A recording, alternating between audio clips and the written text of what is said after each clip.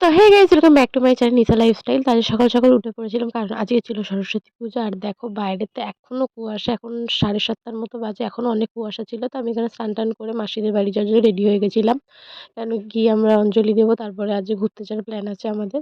দেখো এখন 8:30টার মতো বাজে, এখনো অনেক কুয়াশা ছিল। তো আমরা ফাইনালি চলে এসেছি পুষ্পাঞ্জলি দেবো বলে। এখানে পুষ্পাঞ্জলি দেওয়া স্টার্ট হয়ে গেছে।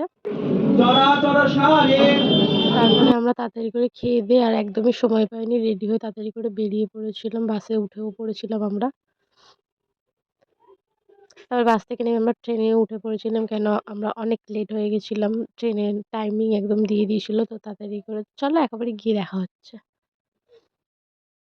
তো আমরা কোথায় ঠাকুর দেখতে এসেছিলাম সেটাই তো বলা হয়নি। আমরা এসেছিলাম যে মগরাতে ঠাকুর দেখতে, আর এখানে এত ভিড় ছিল। আমি ফার্স্ট টাইম মগরাতে ঠাকুর দেখতে আসছি, আমি জানতাম না যে এত ভিড় হতে পারে।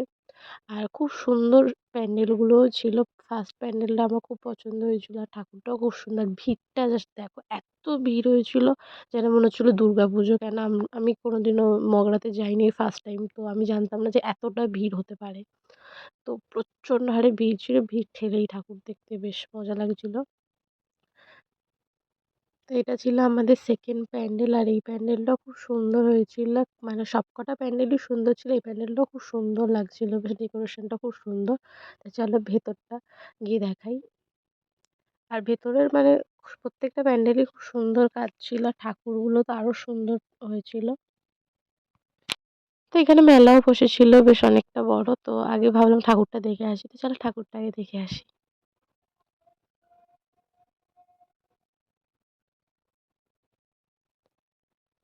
এই ঠাকুরটাও বেশ সুন্দর ছিল, আর প্যান্ডেলটাও ছোটখাটোর মধ্যে খুব সুন্দর সাজানো ছিল, খুব সুন্দর। তারপর আমরা একটুখানি মেলাতে ঘুরে নিচ্ছিলাম।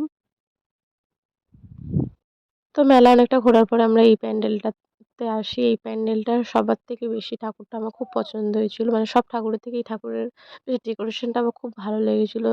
চারিদিকে সূর্যমুখী ফুল দিয়ে খুব সুন্দর লাগছিল বেশ। তারপরে এই প্যান্ডেলটা ভেবেছিলাম যে এটাই লাস্ট প্যান্ডেল, আর ঘুরবো না, কেন সবাই প্রচণ্ড হাঁপিয়ে গেছে। সবার থেকে বেশি কথা আমি প্রচণ্ড হাঁপিয়ে গেছিলাম, কারণ যেহেতু আমি বেশি হাঁটতে পারি না। আর এই প্যান্ডেলটাও বেশ সুন্দর ছিল, চারিদিকটা বেশ হোয়াইট হোয়াইট কাজ, খুব সুন্দর লাগছিল। আর ঠাকুরটাকেও খুব সুন্দর লাগছিল। তারপর আমাদের প্রচণ্ড খিদে পেয়ে যায়, যেহেতু সোমবার ছিল, ওইজন্য নিরামিষই। তো আমরা বেশি কিছু খাইনি, সিঙ্গারা খেয়ে তারপরে এই মানে আস্তে আস্তে এই প্যান্ডেলটা পড়েছিল, তো ভাবলাম এটাও দেখে যাই। এই প্যান্ডেলটাও খুব সুন্দর ছিল, ঠাকুরটাও সুন্দর ছিল, বেশি ভিড়ভাট্টা ছিল না এই জায়গাটা। তো ফাইনালি আমরা সবাই ট্রেনে উঠে পড়ি, আর আমি কাউকে না বলে ভিডিওটা করছিলাম বলে এরকম অদ্ভুত রিয়াকশন সবাইয়ের।